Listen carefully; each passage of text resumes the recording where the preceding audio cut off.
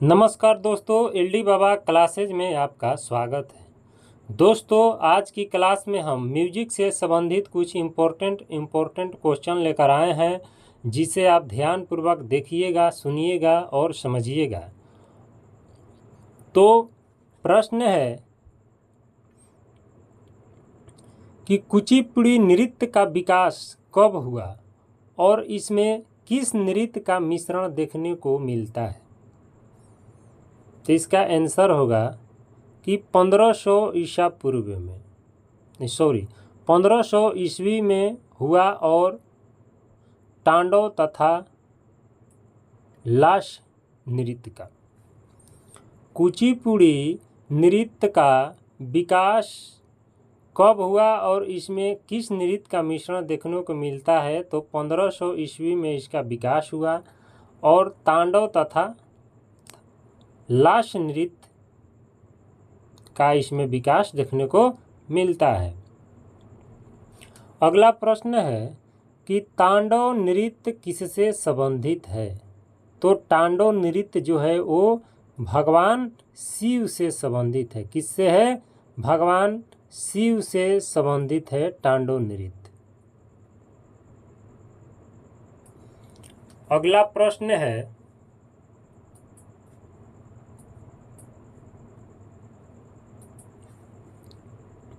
कि लास नृत्य किससे संबंधित है।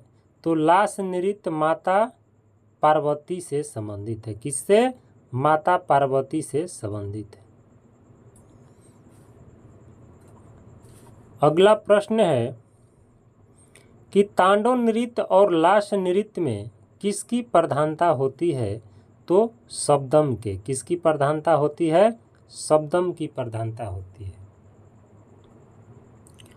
अगला प्रश्न है कि सादा रंग का असली नाम क्या था। तो सादा रंग का असली नाम जो था वो नियामत खां था। क्या था? नियामत खां था। अगला प्रश्न है कि सादा रंग किनके वंशज थे। तो सादा रंग तानसेन के वंशज थे। किनके थे? तानसेन के वंशज थे। अगला प्रश्न है कि सादा रंग को 18वीं सदी में किस मुगल सम्राट के दरबार में आश्रय मिला था। तो मुहम्मद शाह रंगीला के दरबार में। अगला प्रश्न है कि आधुनिक कोमल ग को रामत्य ने नाम दिया है। क्या नाम दिया है? तो अंतर ग का नाम दिया है। अगला प्रश्न है कि आधुनिक स्वर व्यवस्था के षड्ज की कितनी श्रुतियाँ हैं। तो षड्ज की 4 श्रुतियाँ हैं। अगला प्रश्न है कि सा म प स्वरों की कितनी श्रुतियाँ मानी गई है। तो 4 श्रुतियाँ मानी गई है। अगला प्रश्न है कि रे ध स्वरों की कितनी श्रुतियाँ मानी गई है। तो रे ध स्वरों की 3 श्रुतियाँ मानी गई है। अगला प्रश्न है कि ग नि स्वरों की कितनी श्रुतियाँ मानी गई है। तो ग नि स्वरों की 2 श्रुतियाँ मानी गई है। अगला प्रश्न है कि कर्नाटक खंड जाति में कितने मात्राएं होते हैं। तो 5 मात्राएं होते हैं। कितने मात्राएं होते हैं? 5 मात्राएं होते हैं। अगला प्रश्न है कि त्रिश जाति में कितनी मात्राएं होती है। तो त्रिश जाति में 3 मात्राएं होती है। कितनी होती है? 3 मात्राएं होती है। अगला प्रश्न है कि चतस्त्र जाति में कितनी मात्राएं होती है। तो 4 मात्राएं होती है। अगला प्रश्न है कि मिश्र जाति में कितनी मात्राएं होती है। तो मिश्र जाति में 7 मात्राएं होती है। अगला प्रश्न है कि मोगूबाई कुर्डिकल का जन्म दिवस कब है। तो 15 जुलाई 1904 ईस्वी को। अगला प्रश्न है कि मोगूबाई कुर्डिकल का गुरु कौन थे। तो अलादिया खां थे। कौन थे? अलादिया खां थे। अगला प्रश्न है कि मोगूबाई कुर्डिकल की बेटी का नाम क्या था? तो किशोरी अमोनकर। अगला प्रश्न है कि मत कोकिला वीणा में कुल तार होते हैं? तो कुल तार 21 होते हैं। अगला प्रश्न है कि चित्रा वीणा में तारों की संख्या कितनी होती है? तो तारों की संख्या 7 होती है। अगला प्रश्न है कि अलापीन वीणा में तारों की संख्या कितनी होती है? तो तारों की संख्या 2 होती है। अगला प्रश्न है कि संगीत कला निधि के रचयिता कौन है? तो संगीत कला निधि का रचयिता रामामात्य है। अगला प्रश्न है कि संगीत कला निधि ग्रंथ कब लिखा गया था? तो 1950 ईस्वी में लिखा गया था।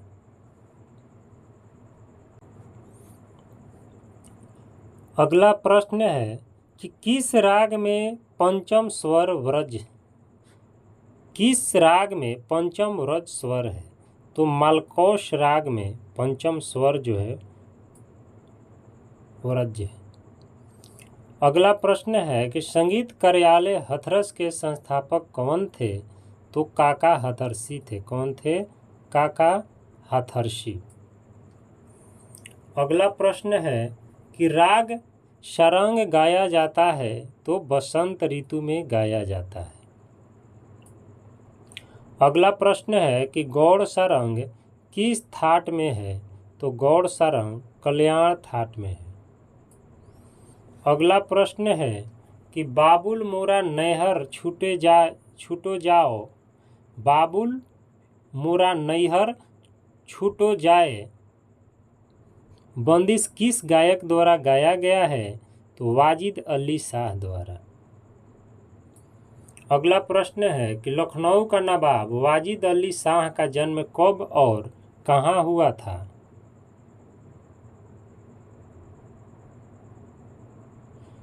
लखनऊ का नवाब वाजिद अली शाह का जन्म कब हुआ था? तो 1822 ईस्वी में हुआ था।